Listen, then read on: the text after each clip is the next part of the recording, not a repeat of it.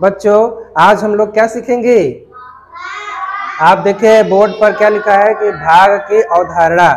तो हम लोग भाग की अवधारणा आज हम सीखेंगे।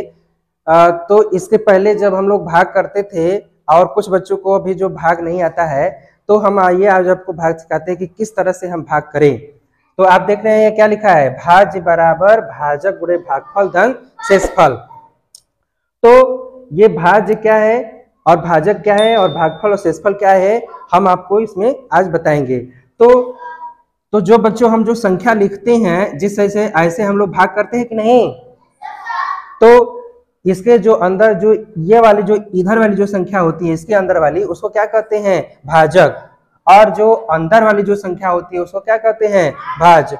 और भाग देने के बाद जो हमारा आता है उसको क्या कहते हैं, भागफल, और नीचे जो आता है उसको क्या कहते हैं, शेषफल। तो जो हमारा शेषफल है बच्चों, यही हमारा मेन चीज होता है कि शेषफल हमको कैसे और कब निकालना है। तो शेषफल सब जो भाग का जो मेन मुद्दा जो होता है वो शेषफल पर निर्भर करता है। जब हम शेषफल निकालते हैं तब हम उसके बाद हम चेक करते हैं, इसके द्वारा हम चेक करते हैं, इस सूत्र जो हमने लिखा है इस सूत्र के द्वारा हम चेक करते हैं कि क्या हम जो भाग दिए हुए हैं क्या वो भागफल हमारा सही आया है या नहीं आया है। तो चलिए आज हम आपको इसमें बताते हैं कि जिन बच्चों को नहीं आता है उन बच्चों को आ जाएगा अभी। तो देखो जैसे हमने लिख दिया, यहाँ हमने भाग दिया 4 और इसके अंदर लिख दिया 41। 4 में हमको कितना भाग देना है, 41 में हमको भाग देना है।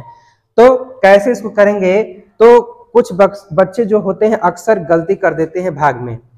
तो किस तरह से गलती हमको नहीं करना है, और अगर गलती कर भी देते हैं तो हम उत्तर की उसकी क्या करते हैं, जांच कर लेते हैं। तो इसके द्वारा हम जांच कर लेते हैं तो ये हमें पता चल जाता है कि जो हमने भाग दिया है वो सही है या गलत है। तो चलिए हम इसको भाग करके देखते हैं। तो कैसे भाग होता है, हमको 4 में 41 से हमको भाग देना है, तो कैसे देंगे हमको। सबसे मेन चीज बात ये होती है कि जब हम भाग देते हैं तो सबसे पहले ये चेक किया जाता है कि ये जो भाजक है वो ये जो भाजक है और ये जो भाज्य है, तो जो इसकी जो संख्या है वो उसके क्या होना चाहिए, इससे कम होना चाहिए। यानी ये ज्यादा होना चाहिए और ये कम होना चाहिए। और दूसरी शर्त में ये भी ध्यान देना है कि जो हमारा जो 4 है यह एक संख्या है, तो उस एक संख्या से ही हमको भाग देना है।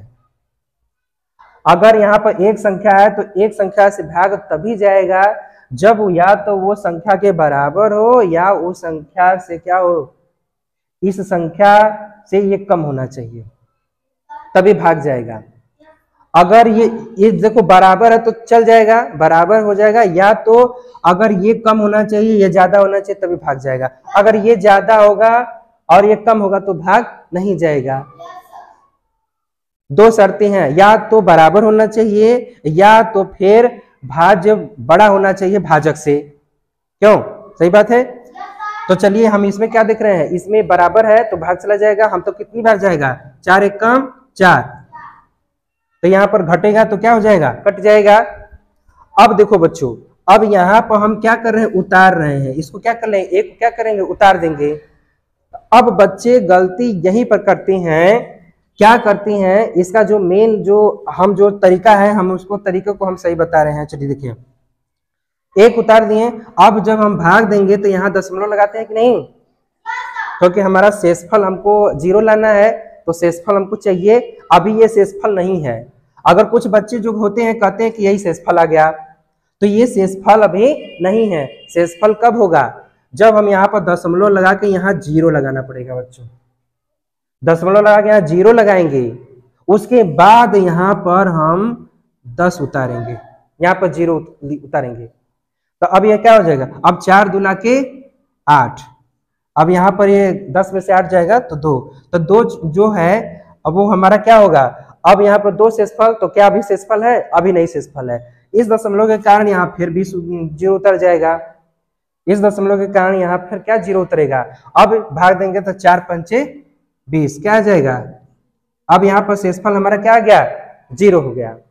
आगे नहीं, लेकिन जो कुछ बच्चे होते हैं अक्सर गलती यहीं पर करते हैं कि वो भाग कैसे देते हैं, वो ऐसे देते हैं कि 4 में सीधे सीधे 4 एकम 4 करते हैं, इसको काट देते हैं और यहाँ पर 1 उतार देते हैं, अब फिर यहाँ दशमलव उतारते हैं, 0 उतारते हैं, 4 दूना के 8 करते हैं, फिर यहाँ 2 उतारते हैं, फिर यहाँ 0 उतारते हैं, 4 पंचे यहाँ 20 करते हैं। बोलो भाई, ऐसे करते कि नहीं तुम? इसी तरह करते ना। लेकिन क्या देखो, ये जो तुम्हारा जो भागफल आया है, क्या ये भागफल सही है? तो उत्तर की जांच करो।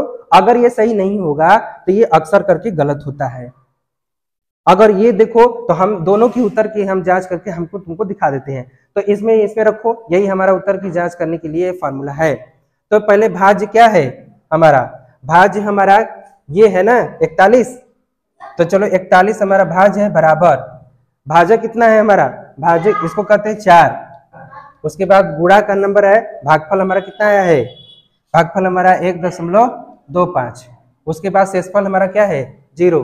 तो यहाँ 0 लिख दो। अब इसके बाद बच्चों अगर हम इससे हम गुणा कर देते हैं तो हमारा 41 के बराबर अगर आ गया तब तो हमारा सही है, अन्यथा क्या होगा? गलत होगा। तो चलो हमको गुणा करके देखते हैं। तो 1.25 में हम 4 का क्या करेंगे? गुणा कर देंगे। कितना आएगा? 4 पंचे 20, 4 दूना के 8, 1 9 10, 0 और यहाँ 2, 4 एकम 4, 5। ठीक बच्चों, यानी 5, यानी हमारा 5 आ रहा है, और जबकि यहाँ हमारा 5 नहीं आ रहा है, इसलिए हमारा विधि क्या है? गलत है।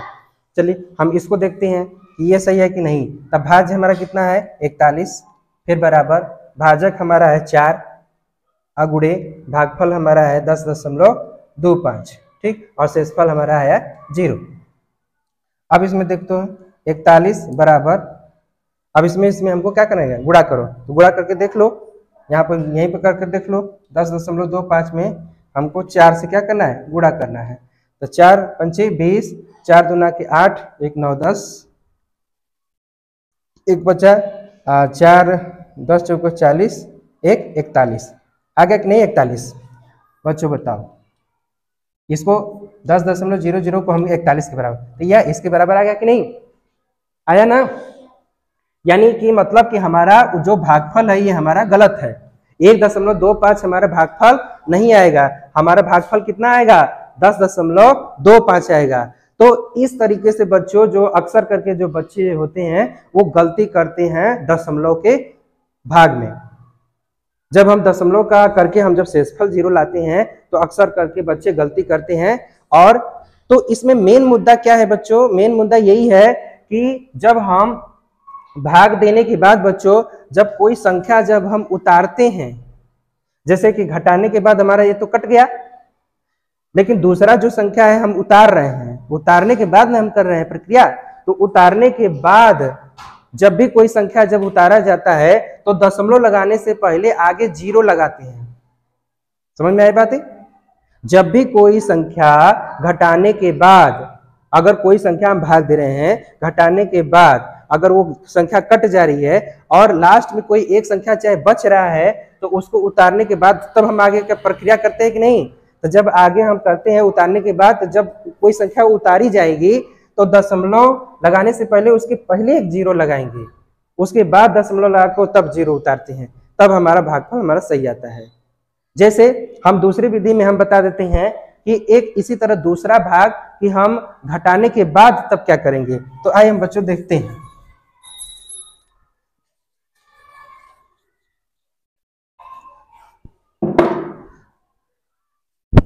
अब यहाँ पर 6 है, यहाँ 39 है बच्चों। ये 6 है और 39 से हमको क्या करना है? भाग देना है।